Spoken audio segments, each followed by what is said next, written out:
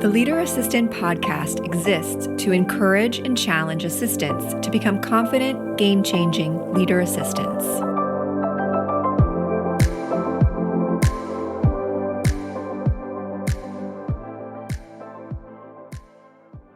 Hey Leader Assistants, have you heard the Nova Chief of Staff certification course is about to see a price increase? But don't worry, you can enroll now, lock in the current rate, and start whenever you're ready with lifetime access. Nova's mission is to give you the ultimate student experience. They've packed the course with dozens of templates, self-paced learning, hands-on practice, multiple instructor touchpoints, peer engagement, and even guest-authored assignments. With over 500 students across 22 countries, Nova is the top spot for Chief of Staff learning and development. Don't wait. Enroll today and join the community at leaderassistant.com/Nova. Hey friends, welcome to the Leader Assistant Podcast. It's episode 296, and I'm your host, Jeremy Burrows. You can check out the show notes and links for this conversation at leaderassistant.com/296, leaderassistant.com/296. Check out all the links to this episode.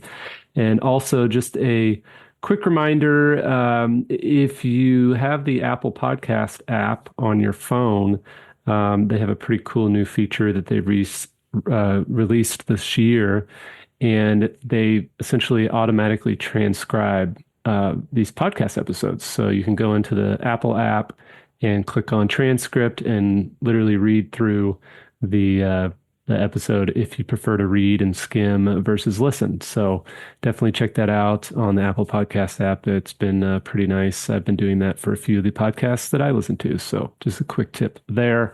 But again, episode 296.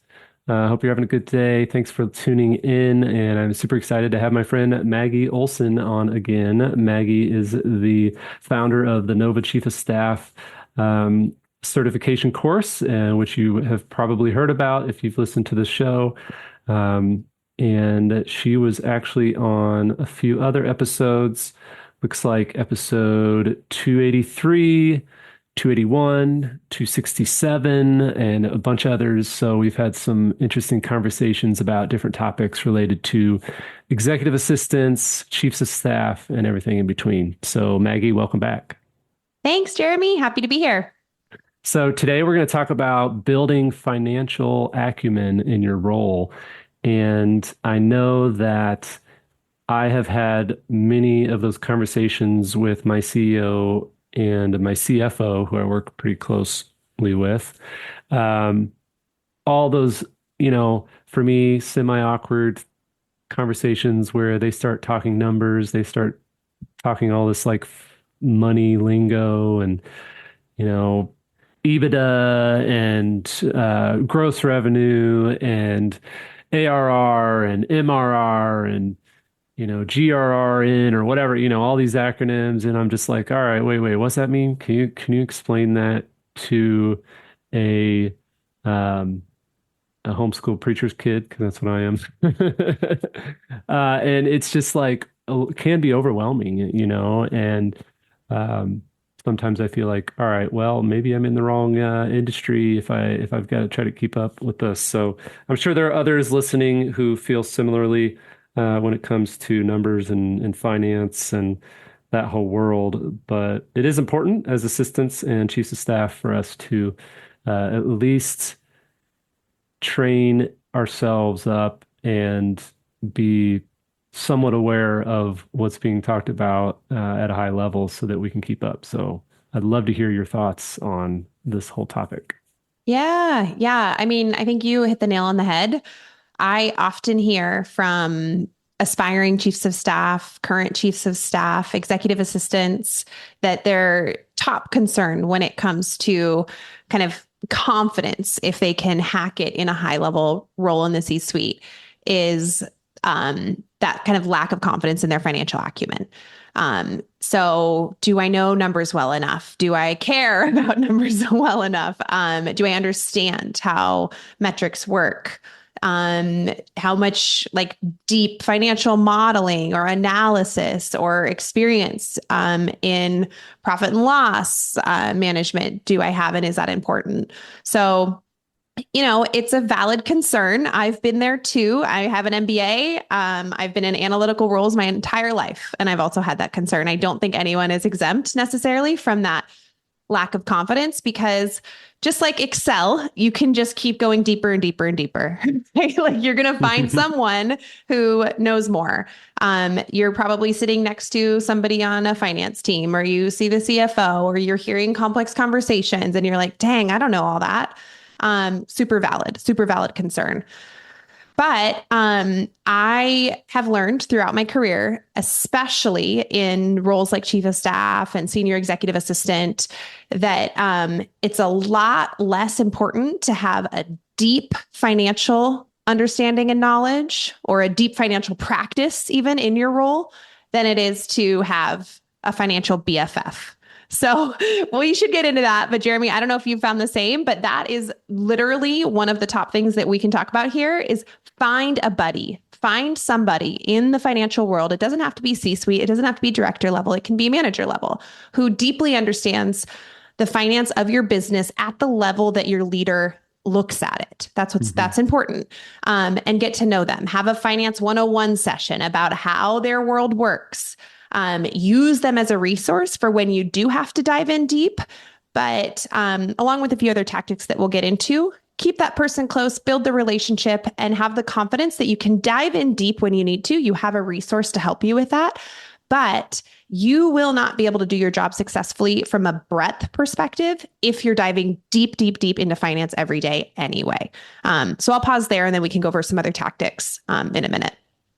Yeah, I think that's great. I think one of the things when I first, I was hire number one at our company Capacity, and my executive hired a bunch of engineers, which I'm not an engineer.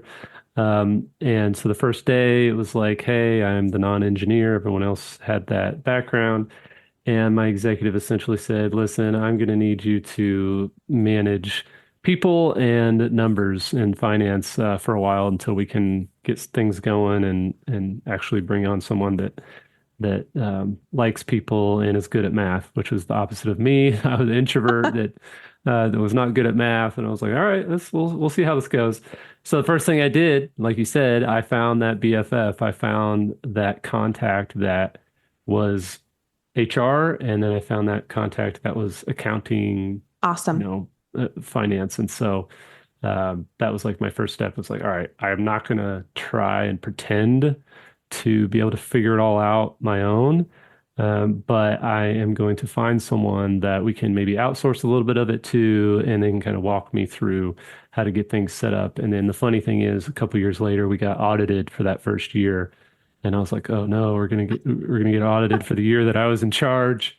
But everything went fine because I brought in those experts. So, yeah, I love that. And it's such a common question. Like I'm asked all the time, okay, I'm new in this role. I don't know a lot about it. I want to learn quickly. So how do you learn it all? How do I become an expert in everything? And it's just, you can't, you do not. You cannot become an expert in everything if you're going to be effective in the many, many areas of this expert generalist type of world that we're in. So you have to nail the most important things. I think that's probably the first thing that I recommend here when chatting about the financial acumen that you absolutely do need. You absolutely need to understand the top 5 to 10 metrics that drive your business at the level that your leadership team looks at them. And you need to know them deeply, understand how the numerator works, understand how they work with each other, understand who's talking about them and why they matter. Learn those deeply. And it's okay if you don't know them when you start. You have confidence that you can do hard things, that you can dive in, dig in and learn them and really understand those top 5 to 10 metrics to begin with. Yeah. What would you say? I've got a list kind of running in my head. What would you say in the chief of staff world are a few of those top metrics that, generally speaking, people need to be aware of? It's a good question, but the hard part about that answer is that it's going to be different for any industry. So I've worked in the telecom industry, I've worked in retail, food and beverage. All of those metrics, there might be a few similar ones, especially if you're looking at something like a balance sheet. But often in a big company, you're not going to be looking at a balance sheet. So, in retail, what's your margin and your turn, your markup? Like those are some obvious ones. In telecom, we also looked at churn. We looked at, oh my gosh, so many terms that I don't even remember. It's only been a couple years, right? Because it's like a 101 dive in deep analysis that you have to like cram and learn. We looked at like customer tenure, and there's a switching metric moving from like provider to provider that we looked at deeply. And then, food and beverage, you're looking at cost, you're also looking at margin, but it just depends on your leader. It depends on your business. It depends on if you're product driven. It depends on if you're people driven. It's going to be different. And that's why we can't tell you what those are on this call. That's why you have to, reach out, find that financial BFF, find that resource, and start to, if you're not already, start to really understand, take notes on the metrics that are coming up consistently in the meetings that you're listening in on, in the emails that you're receiving for financial performance updates, what your leader's talking about. Listen in and listen to the ones that are repeating, that are coming up, and that are being talked about together, and then meet with that financial partner to dive into them and understand them really well. Yeah. And, I'm in the software world, so there's a different set of metrics for software. If you're in the, I came from nonprofit world, that's even different. So, for example, a couple of them just off the top which of my ones head, come up for you? The biggest one is ARR, annual recurring revenue. So in the software world, it's all about the subscription, recurring revenue. How much of your revenue is recurring subscription versus professional services or one-off services? Yeah. And then, what's your burn rate? How much cash are you burning through? Are you break even, profitable? Nowhere close, all those things. And so customer lifetime value brought me back to my telecom days. How much money are you making from the lifetime of that customer if you average it out and project it and apply it to everybody else? But you can tell, and then let's think about healthcare, and then the nonprofit sector. And then you've got big business, small business, startup, mature, like it's just media, entertainment. My husband's a news anchor, and I'm like, oh, what do you guys look at? Completely different. It's like viewership, percent. It's just like totally things that I've never heard of. But if I were a chief of staff in media, I would have the exact same advice. Find the most important metrics, what's being talked about, top 5 or 10, understand them, understand how they work together, and deeply learn those metrics. Yeah, well said. Okay, so along with kind of deeply understanding the most important metrics and finding that finance BFF, what else can you do to really understand kind of the finance world of your business? And we touched on this a little bit, but it's just to truly be an active listener, to ask to attend some of those meetings that you might be like, oh, I'm going to glaze over. It's not my area of specialty. It's not what I'm interested in, but you've got to attend some of them and have a cup of coffee beforehand, pay attention, take notes. Find someone to ask questions of afterwards. There's no wrong answer when you're learning your business. Like you're always learning your business. So there's never going to be a wrong answer truly. So attend those sessions, get involved in things that maybe you wouldn't get involved in previously to help learn a little bit, drive a little bit of that learning. Maybe you're going to jump on and put an investor update together with a couple of your peers. That's a great opportunity to ask questions in a low stakes environment when, maybe the room is smaller. Jeremy, any other tactics that you've used as you're learning a new financial business? Yeah. You mentioned drinking coffee before a meeting, also have Google open so that like if somebody shoots out a bunch of acronyms, you can kind of type them in real quick and be like, oh, okay, that's what this means. And I did that when I was in the software world. And initially with engineers, they'd be talking about Python. I'm like, why are they talking about snakes? Like this is a software company. And so I'm Googling all these different CSS and Yeah. Python and all this. And I was just like, oh, okay, these are coding languages. Okay, I get this Yeah. now. So Yeah. you just have to have Google ready. That's my big tip Yep. there. Have Google ready. Google, oftentimes, like Jeremy and I were talking about how there's all these different KPIs for different industries.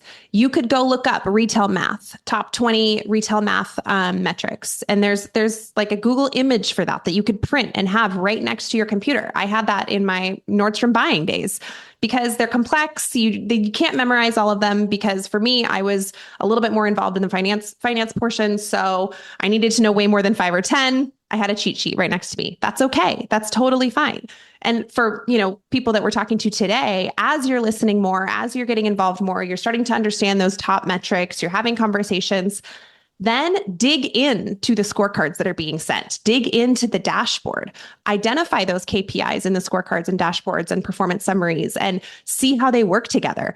Some of it is basic math that is simple, but not easy that you can, an equation that has been nailed into my head is new minus old divided by old % growth. That was a retail math equation that we did nonstop. I do that on a calculator now to help myself understand and stay connected to the metric. That one shows up a lot, industry agnostic. So pay attention, start to read things and read the things that you're getting in the financial world that, let's all be honest, oftentimes we just move to another inbox, right? We don't start to open those things. Even if you don't understand most of it, you will get a handful of really good takeaways and your learning will just continue to grow. And I think the last thing I would say here is just to really kind of hammer in the why. Why can't we be deep financial experts in, let's say, the chief of staff role? And that's because our role is dependent on breadth versus depth. So let's say that my company doesn't have a financial scorecard at all. We don't have a dashboard. We don't even have projections and summaries or anything being sent via email to our executive team. And I identify this as a problem and I want to solve it. Okay, check. Identified a problem, want to solve it. It would solve a lot of issues with the executive team and everybody needs better insights. The situation here, though, is the chief of staff and often the senior EA as well cannot be the person that executes this solution every single week. We have to identify the problem, build the solution, work with other people to kickstart a process, help with the launch, but identify the doers who are going to do this every week in order to be able to solve problems across the company from a breadth perspective. And this is the same issue with getting too deeply involved in finance, for example. There are people for that. We need a deep understanding so that we can tackle projects and speak, credibly and all the things. But we can't dedicate tons and tons of time to spending in this financial world, or it's going to take us away from the breadth of problems that we need to solve in such an expert generalist role. Yeah. Love it. Well said, Maggie. And I think this is all a great summary of this financial acumen topic. And I know that it's relevant to assistants and chiefs of staff alike, and appreciate you diving in a little bit today. And of course, those listening want to dive in more and learn more from Maggie and learn more about her course. Be sure to reach out to her, leaderassistant.com/Nova. And then the show notes again for this episode will be at leaderassistant.com/296. So Maggie, thanks again for sharing your tips and tricks, and always a pleasure speaking with you, and we'll look forward to the next one. Yeah, you too. Thanks for having me. Have a good one.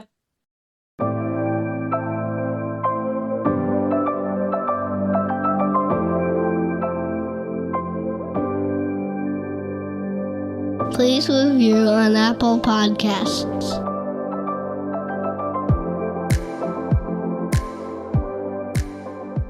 GoBulls.com